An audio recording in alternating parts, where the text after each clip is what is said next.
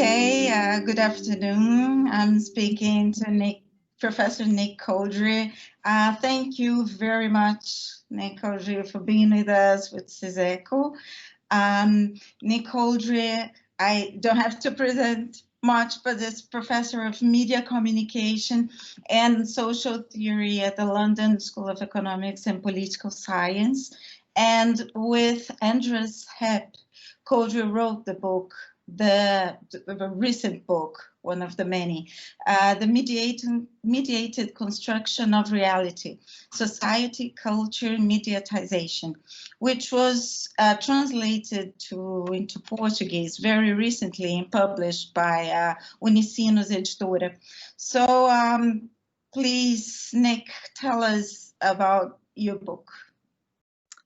Well, this book was published originally in English in 2016, end of 16, which was 50 years after a famous sociological classic came out, which was Berger and Luckman's book, The Social Construction of Reality. And that book was a classic at the time because it raised fundamental questions about how we know the social world, how this thing we call the social world becomes the social world. How do we participate in constructing it, creating it? And although we disagree with much of the detail in the book, we thought this was a very interesting way of asking the biggest questions about the social world, particularly at a time now, 50 years later, when the social world is being constructed in a radically new way, not least through the involvement of media. And the strange thing is that Berger and Luckman say almost nothing about media. Even in 1966, when I was a boy watching the World Cup final, England v Germany, and television was very important, nonetheless, they almost do not discuss television. They just talk at one moment about the possibility of seeing the moon through the TV, some distant world with no relation to one's everyday life, obviously. Everyday life for them is made between people. And we still like that humanistic idea that the world is made by people, between people, but obviously we have to take seriously the role of media in that. That's unthinkable not to say that 50 years later. So we decided to rethink their fundamental project, not to copy the book, but to rethink the fundamental project of how the world is constructed, but from the starting point that media exist, that media institutions are actually an important part of the world, but actually also have a fundamental role in constructing the world. And that's the main thing that the book is about. And it has sections on the fundamental theory of social construction. It looks at things from the point of view of space and time, but we also add in the question of data, because data is a very important aspect of media now, which was unimaginable to Berger and Luckman 50 years ago. They could never have imagined that. And then we look at the impacts of all that on the self, on groups, and on social order as a whole. And we're not uncritical of Berger and Luckman. We offer a different approach, I think, to phenomenology from them, but we start out at least from their fundamental question. Okay, great. This used to be a very important book in our syllabus, too, in our course. I used to teach the social construction of reality, and usually the communication theory and media theory is based on sociological concepts, etc. But now I think it's unavoidable that the sociologists will have to look at the media to understand society, and especially at these very atypical and interesting times we live with the pandemic. So I'd like to hear you about the mediated construction of reality nowadays in these last 6 months. What can you see changed, or anyway, I'd like to update your ideas in this present time. Yes. Well, let's first of all just take a step back and let me say a little bit more about what's distinctive about the approach in the book that I wrote with Andreas Hepp that's, wonderfully recently been translated by Pedro Gomez and others at Unicinos. The fundamental thing we do in the book is ask what happens to the social world if it is mediated. That doesn't just mean that we see pictures of the social world, but every element that goes to make up the fabric of the social world itself is a media element. It's a phone, it's a computer, it's an archive, it's a server, and so on and so forth. What difference does that make to the way the social world exists? What type of thing it can be? What sort of order the social world can have? And of course, it makes a really fundamental difference, which is not imaginable within the universe of Berger and Luckman, because they don't talk about media. Yeah. So we have to raise those questions. And one way into that conversation is the concept of mediatization, which became popular in Germany about 20, 30 years ago. And we hold on to that concept, but with a very particular interpretation.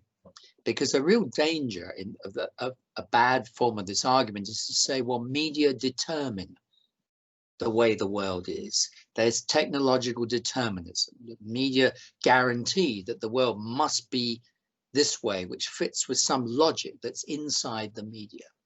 But that's not the way we think at all in the book when we think about mediatization. What we say in the book is that mediatization is a sort of unfolding complexity of results from everything being mediated. And it's obvious when you put it that way, that must be not determined. It's not linear. It's very, very complex unfolding. And this is what we mean by deep mediatization. Because if not just some things, say politics, some forms of business, maybe little aspects of the family are mediated, but literally everything out of which the social world becomes and stays social is mediated, then we claim that we're in a world of deep mediatization, where really radical changes start to emerge. This order looks very, very different.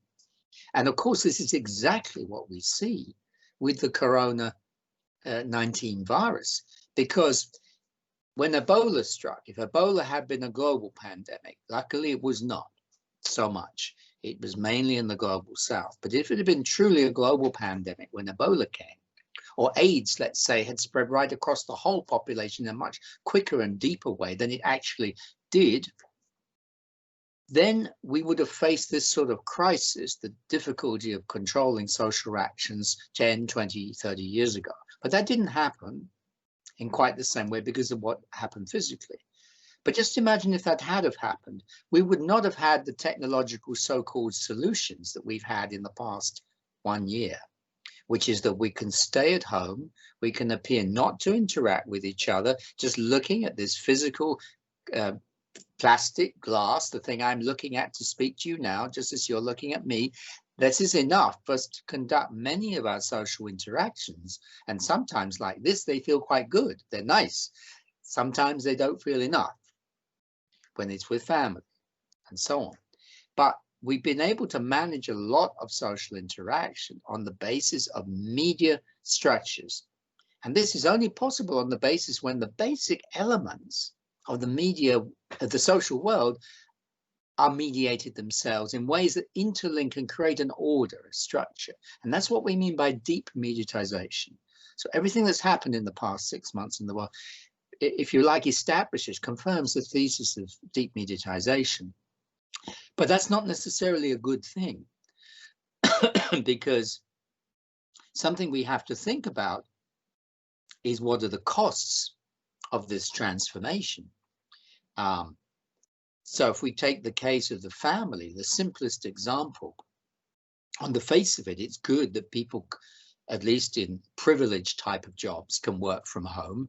Of course, they depend on people in less privileged jobs delivering the food to them, to their door, but that's another matter. But let's leave that to one side for the moment.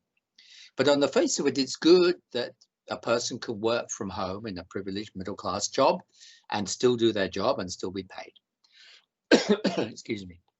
However, what that means, because they still only have 24 hours of the day, is they have to do, and one physical space, which is the space of the home, the only home they have, they have to do all this in the same space that other things are going on. Children are playing, children are demanding attention, the food must be cooked, the house must be cleaned, all these sort of things which were previously separated from the abstract process of middle-class professional bureaucratic work. And this, of course, creates costs, particularly for women who bear the great majority of that work even now, in spite of feminism. So this has had immediate costs on social relations. But then we can go even further, because this is only possible if we rely on the platforms through which we speak. So now we're speaking through Microsoft Teams, or it could be Zoom or whatever. And even if those platforms were perfect, let's say they did not extract any data from our interaction. We know that's not true with Zoom, for example. They do make the money precisely out of the data that they gather. But let's even forget that. This creates a social relation between us and these platforms of dependence. So we're all becoming increasingly dependent on these platforms working, dependent on these platforms just being there. And this is a transformation of social relations of quite a fundamental sort. Before, Facebook was there in a sense for relaxation or organizing things, but there are other alternatives. There isn't an alternative for you and me to speak to each other at the moment. We don't have such an, except yet another platform that is similar, because I can't travel to Brazil and you can't travel to England right now, very sadly. So we are completely reliant on this. And if this becomes a norm, and of course, I hate this phrase, the new normal, because it gives us an authority. It's a very, very dangerous phrase. But nonetheless, if this does become a new normal, this will change the balance of power between human beings and the technological infrastructures, reinforcing deep mediatization, but also, as we'll talk about later, questions of data colonialism. Okay, thank you. It's very interesting.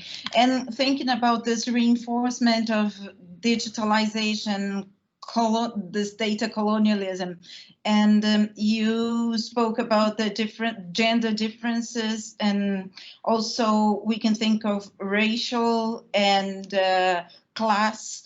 And how do you think this entanglement between the pandemic situation and the situation of deep mediatization, can it increase or decrease the divide? How do you see it in a global way? Well, the mediatization that's happening, mediatization is just a very general word for, if you like, a multidimensional state of the world. So if we start from the simple principle that if everything is mediated, that means there are nonlinear, very complex unfolding processes of social order, which are new ones, which couldn't happen before this world of media, but they happen now and they're distinctive. That's all mediatization says. So it's just a general concept that points to a type of complexity that we live every day. We're obviously living a version of that right now because surprising things are happening. Big changes are happening that we don't fully understand. For example, managers are claiming the right to manage us and how we behave when we're sitting in our own home, looking at a screen, which maybe we bought ourselves, but they're claiming the right to manage what we do in front of that screen as part of whether they should be paying us or not. Now, this is a big extension of the power of managers, and it's happening almost automatically because of the new social situation we found ourselves in as a result of the mediatization. Managers didn't plan it. It just became an automatic, as it were, solution to this problem, which we all had of how do we meet when we can't meet. So, as you can see, automatically, there are risks for inequality and power, and there are opportunities for power that come out of the extension of mediatization, which is already exists to new crises which demand new solutions. And the solutions then become locked in because no one knows any other way to do what we must do, which is to meet, to talk, to work together, and so on. Now, unless we bring in major corrections, this is likely to reinforce inequality. So the whole economy in every country, but of course in Brazil, of course in Britain, United States, is structured around class relations, which particularly in the case of Brazil and the United States, and to a large extent in Britain too, are structured around inherited race relations and the colonial heritage of race relations. So the economy is raced fundamentally.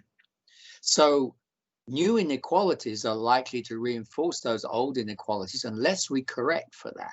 And at the moment we're not, because most of the people who are being exposed to the physical risk of COVID-19, because physically they do work that requires physical contact, delivering food, working in hospitals, working as security guards and so on, those people are much more likely to be black than to be white and so on. They're more likely to be working class than middle class. It's obvious. It's fundamental to the structure, the way we're all living this now.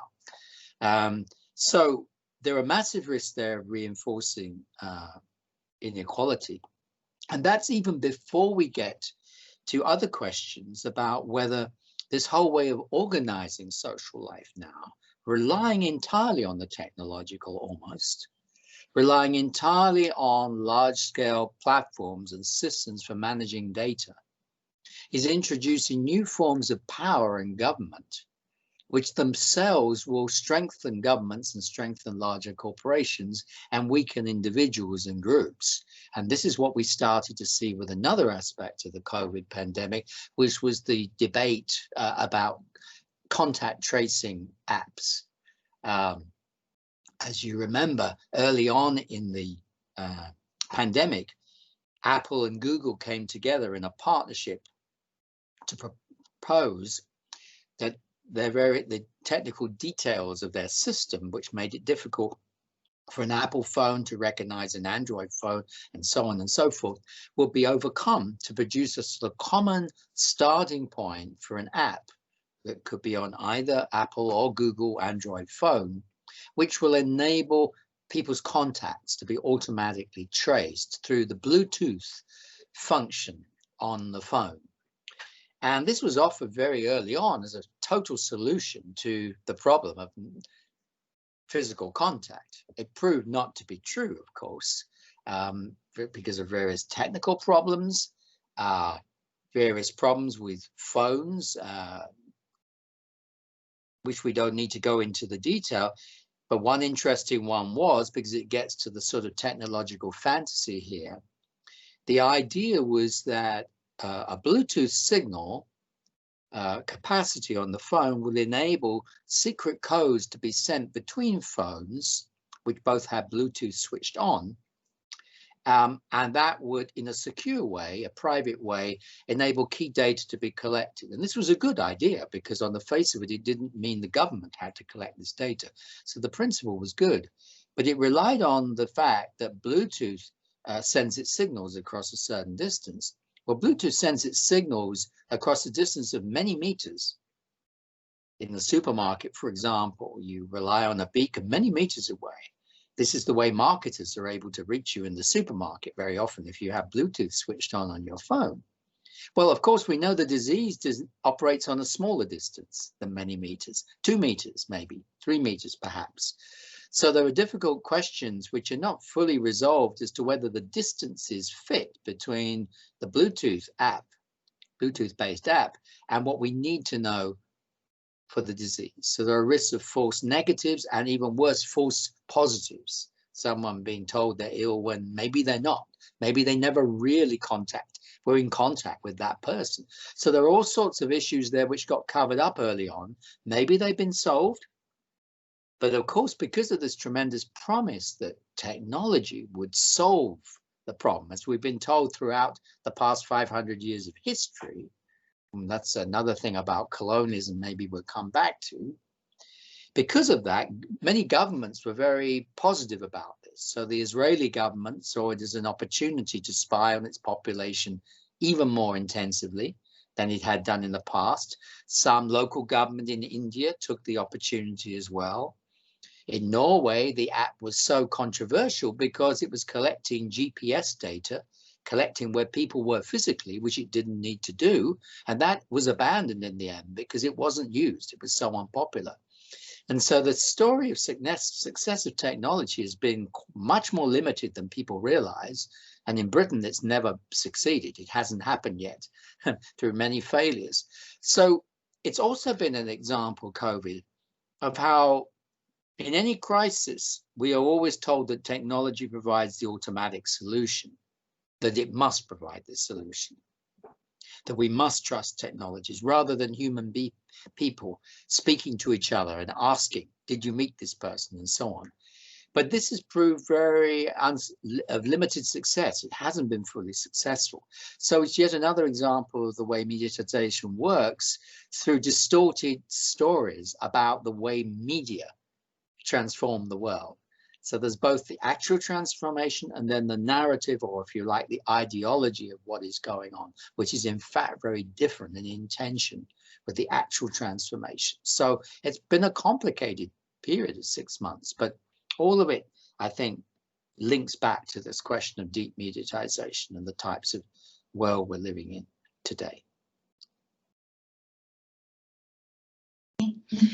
And I'd like to go further in this colonialism idea, because I wonder why colonialism and not another word like dominance or imperialism or hegemony or any, why data colonialism? Yes. Well, let me just stress that word, that phrase is not just my word. It's a word that I developed in a more recent book with Ulises Mejias from SUNY Oswego in the United States, a Mexican scholar who's been based in the United States for 25 years now. Yeah, is that the one you wrote about the costs of connection? Exactly. That's the name of the book, The Costs of Connection by Stanford University Press. And of course, we wrote that long before any of us imagined the COVID crisis. That book looks at some of the same issues of the book with Andreas Hepp, but from a much more political, a much more critical perspective. So if you like, the book with Andreas Hepp lays the foundations for the general perspective for thinking about social order as profoundly mediatized because of the mediation of everything. And it starts to raise towards the end questions of order or disorder and whether this is good or bad. But it says nothing more than that, even though it does talk something about data and data extraction. But the book with Ulises Mejias, which I wrote immediately afterwards, I'm very much developing Ulises' ideas and working out ideas together for the first time, starts out from the question of data extraction as a fundamental aspect of media today. Media don't just tell stories. They literally, as we consume their stories, literally extract data from us through Facebook, of course, through Instagram and so on. They are literally in the goal of extracting from us at the moment we think we're just using them. They are always already using us before we can use them. And that point was hinted at in the book with Andreas Hepp, where we called that tool reversibility, but we didn't talk about the politics of it. So the book with Ulises is very much thinking about the politics of this. So why colonialism? And that's a good question, because a lot of the accounts of what's going on with big data, particularly across the social media platforms and everything that we all know about, has talked more about the development of capitalism. It's obviously part of capitalism. Many argue it's a new stage of capitalism: informational capitalism, data capitalism, platform capitalism, or most famously surveillance capitalism. Capitalismo de vigilancia from Shoshana Zuboff. Those are very important proposals, but we argue they don't go far enough. And the reason they don't go far enough is they encourage us to see what's happening just as a very recent extension of what's been going on in the past 200 years of capitalism, an extension based around particular platforms, mainly coming from Silicon Valley, of course, although Zuboff acknowledges there are parallel things in China, which she doesn't say much about, but nonetheless, it's mainly focused on the West Coast of America. And that for us is far too limited a time horizon and a spatial horizon. Because actually, as we know, that is often forgotten in Europe and North America, but of course everyone in Latin America knows this, capitalism was only possible on the basis of colonialism. The extraction of resource that made capitalism even imaginable only came principally from Latin America first, then of course from Africa, then Asia and so on. But Latin America around about 1500 was the key turning point in history that made a process of global extraction by particular parts of the world, Spain, Portugal originally, then Britain and Holland, possible, which transformed the world. It created a world order of extraction.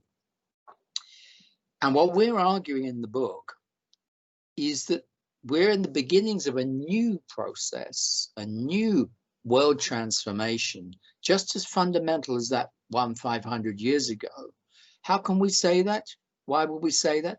Because what's now being extracted through capitalism as part of its ordinary business is everyday life, or at least the form of everyday life that is profitable, which is the abstraction of data fragments, which can be made into valuable data when aggregated with other data. And we argue that this is a world historical transformation, which could change the direction of capitalism fundamentally. And the comparison is not with, if you like, where colonialism ended up, with the sort of rigid structures of the British Empire and the French Empire. The Spanish Empire rather collapsed, as did the Portuguese in many places, but then so on, and let alone the decolonial struggles. We're making the comparison between now and the beginning of the original colonialism, 500 years ago, in terms of the idea and the practice of seizing assets, taking what is not yours, taking something that was never going to be yours unless you just claim the automatic right to it. The principle, of course, in Latin America of the terra nullius. There's no one important in these lands. We just take what we want, which of course was developed by the Spanish court and lawyers over 40, 50 years to justify what was being done through sheer force originally. So we think that's the deepest comparison with what is going on today with the abstraction of data. And it most captures this sort of fundamental violence, if you like, the symbolic violence of this, which is, of course, not always physical. And this is what puzzles many people. How can we talk about the word colonialism when it's just me and the apps on my phone? No one is damaging my body, no one is raping me, none of these things are happening, which were fundamental to the original violence of colonialism. But there's a very clear reason why that needs to be the case. And the reason is, with the original colonialism, there were no social relations. People were going across the ocean to take the resources of people they barely recognized as human beings. There were no relations of any sort either way. So there was only one choice, only two choices, physical violence or lying. And of course, the Spanish and Portuguese used both to get the assets. Now there are many other options because we've been living for 200 years under capitalism with the social relations, the highly organized relations now deeply mediated of capitalism, which get us used to the idea of signing contracts, accepting terms and conditions, clicking accept so that in return we get something else. So no violence is necessary on the face of it. That's not to say there aren't other deep forms of violence linked with the extraction of data, because there are.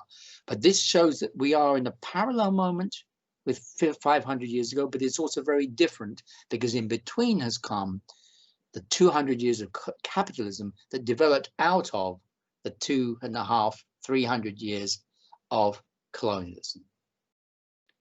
So that's the sort of comparison we're making. And we argue in the book that this really changes our historical perspective. So we can use our historical imagination and learn what we know about the history of colonialism to understand the dramatic moves and changes being made now, and the dramatic form of authority just to take our data that is being claimed by corporations on the face of it with no such authority, but they're just doing it anyway. So that's the reason why we think the colonial metaphor, which some people would call it just a metaphor, actually is not just a metaphor. It points to the core of the reality today of what's going on with data. Yeah, because we could think of colonialism in the past as a system that would consider that people, be the native or people from Africa, as not so human or not human. So they could be used or killed or tortured and raped because of these inferior human status, right? And nowadays in this data colonialism, it's, I don't know if we could do this parallel. I can understand it as a metaphor, as if people who were getting their data as extracted would not be considered people, but just numbers or just assets or just something to get money from, regardless of the damage. Of course, we cannot compare, but I was watching this documentary by Netflix yesterday, The Dilemma. I don't know if you've seen it.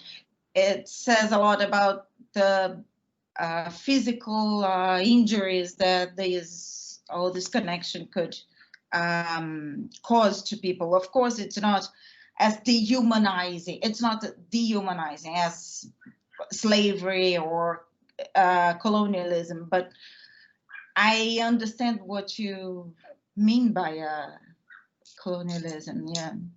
Well, it's a really important point. So let me say one or two more things. So as I said, all we're doing is making a comparison between now and round about 1500, in saying that now we're at the beginning of something new, and it's comparable to what was beginning around about 1500 in terms of a seizing of the world's asset without authority by particular corporations. Now, of course, it's Chinese as well as American. So it's two poles, so it's even more complicated, but in principle, it's the same thing. In Spanish, I don't know the Portuguese. In Spanish, despojo is the best word. El despojo, the seizure. And maybe there's a word that's a little like that in Portuguese. I'm not sure, but I should have checked beforehand. But that's is more vivid than the English word, despojo. So that's going on, and we don't know how the new despojo, seizure, will unfold. It will unfold in fundamental ways, we're sure, in 50 years, 100 years, 200 years. We can't imagine any more than in 1500 anyone could possibly imagine the size of the British Empire, the beginnings of capitalism, the triangular trade across the Atlantic. This was not fully imaginable at that point, of course not. So we don't claim to predict that far into the future. And for that reason, we don't predict the new forms of social discrimination and cultural violence that will emerge in this world. We'll have to wait and see to some degree. But we can already see, nonetheless, forms of abuse and bad treatment to people which are close to very violent, and they're already happening. So two examples would be in relation to social discrimination, whether people have access to social services. In many countries, and Brazil is one of them, this increasingly depends on the data, including biometric data gathered about them, over which they have no control, and which may well contain errors, and drives judgments over which may be hidden from them.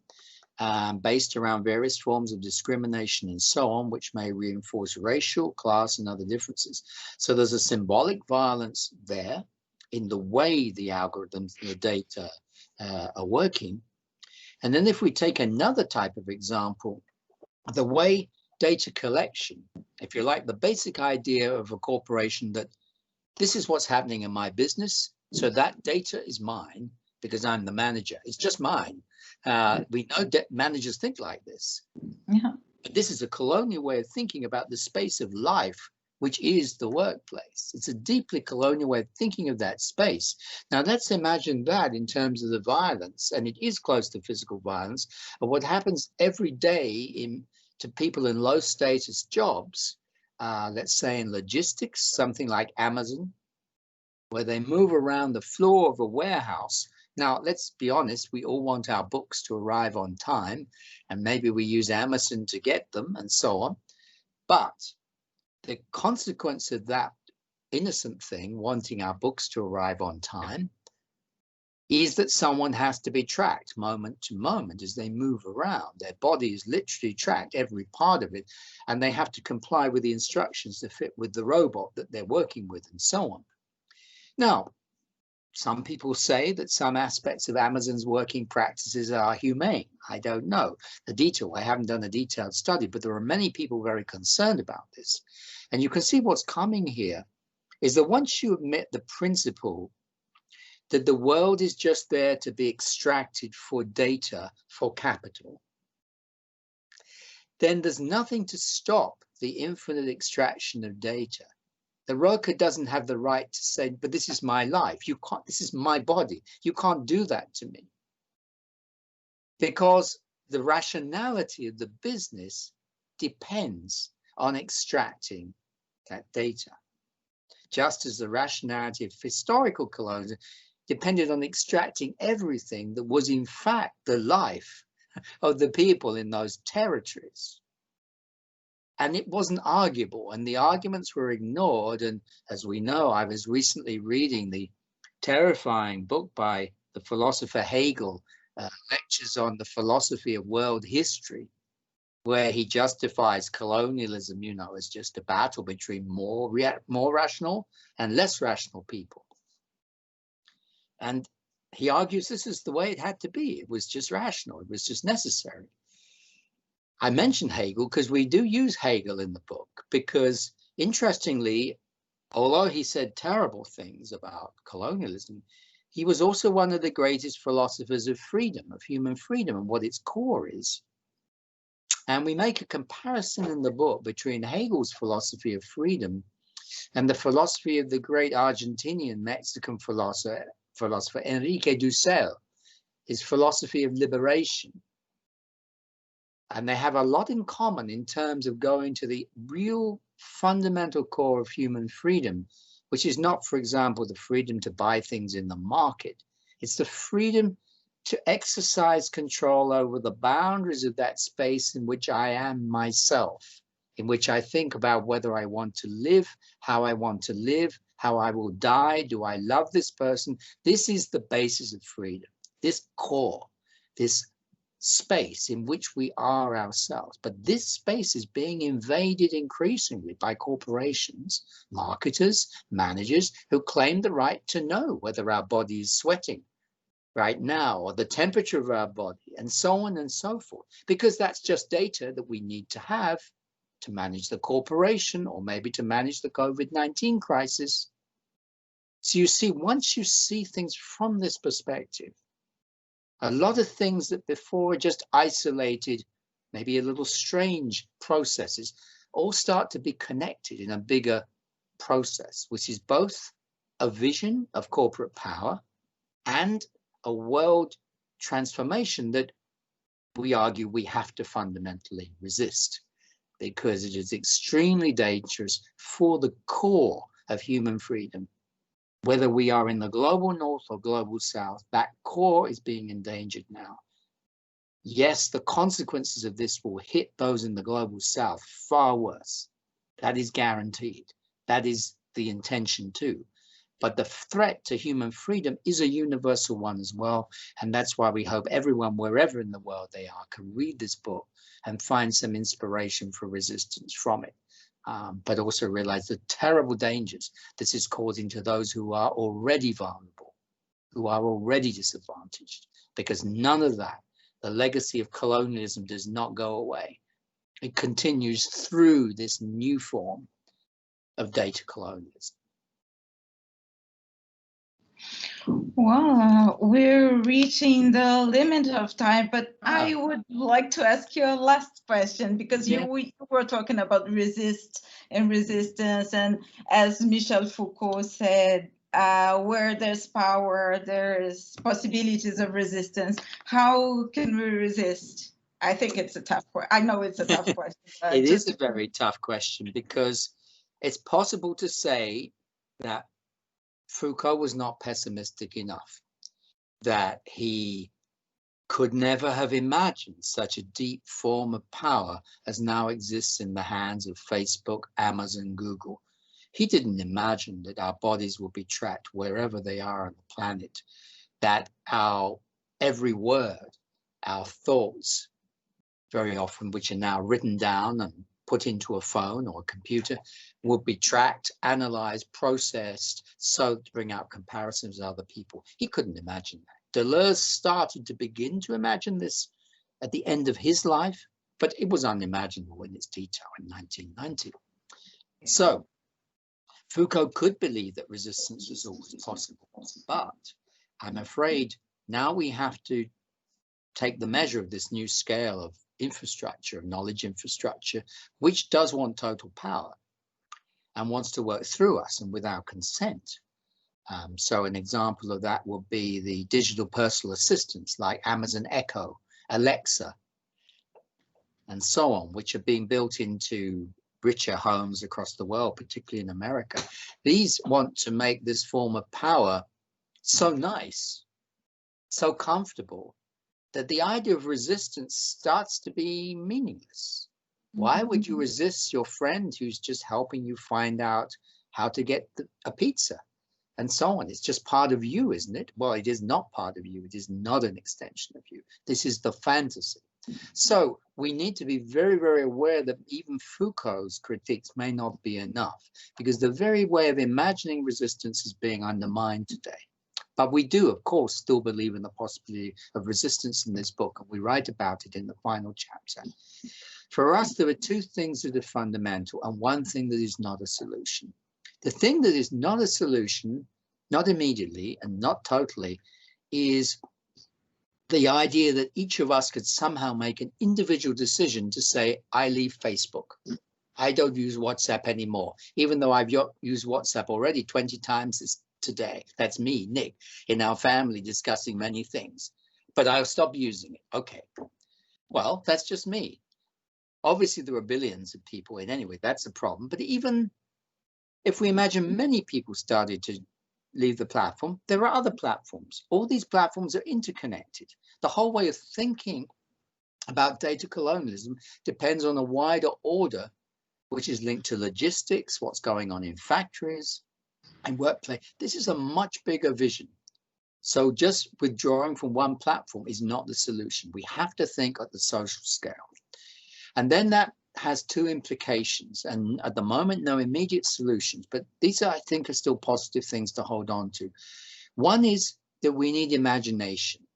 If what we're talking about is a social order, and if what we're talking about is resisting a massive new form of social and economic order, which fits together in a way that no one of us can change on our own, then we need imagination. We need the imagination to see this order whole, to see what it is, what drives it, to understand it, to share the story of it.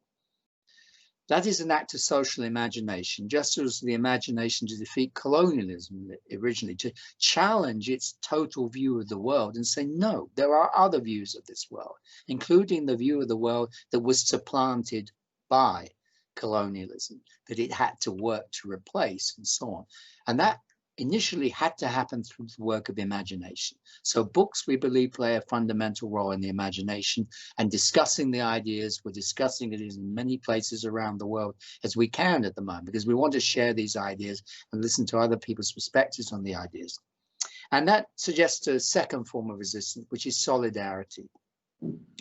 That not only can I not resist individually, but I need to help others resist in their particular situation. So we need to develop new forms of social solidarity, imagination that enable me to see that although I don't work on the Amazon warehouse floor, although yes, I'm an academic in clearly a privileged situation and so on, dependent in my life on various things being brought to me and so on and so forth. But I need to get to the core of what is violent about the conditions under which those people are living, and how that is something that is a threat to humanity as a whole, and seeing that new basis of solidarity between us, even though our lives may be very, very different. And even as we're being split apart by racial difference, class difference, and of course inequality of an economic sort is growing, and populist leaders are building on that. At the same time, we have to develop these new forms of solidarity, which find common cause underneath these fundamental differences. So that is where we start. That's what our book is an attempt to start. And it's because of that that we've, together with Paulo Recaute, a Mexican scholar from Mexico City, we recently formed a network for Latin American scholars in particular called Tierra Común. It's a 3-language site in Spanish, Portuguese, and English. With scholars from all over Latin America, a few from Europe and some from North America, but all with a strong connection or interest in Latin America. And it exists to debate data colonialism and to debate ways forward. So I encourage anyone listening to this video to have a look at tierracomun.net in the Portuguese version, or the Spanish or English if you prefer, and see what you think and get in touch with us. And we were having regular events and debates and things happening on that site. And we hope to build a movement around this fundamental issue too. Very nice. I will visit, certainly. Well, Nick Couldry, thank you so much for this fascinating talk. Lots of food for thought. And see you. Yes. Hopefully in person when all this ends. I miss Brazil very much. I was there last May. I love Brazil. I really, really hope I can come back soon and not just do talks online as I've already done this year. But as ever, it's a great pleasure to talk with you, Laura, and to see you again. And very nice to do this. And very nice. Those in the audience, I hope you've enjoyed the conversation, and we'll have a look at our Tierra Común site, and I hope to see some of you sometime in Brazil before too long. Before too long. Thank you, Nick. Thank you very much, Laura. Bye. Bye-bye. Bye.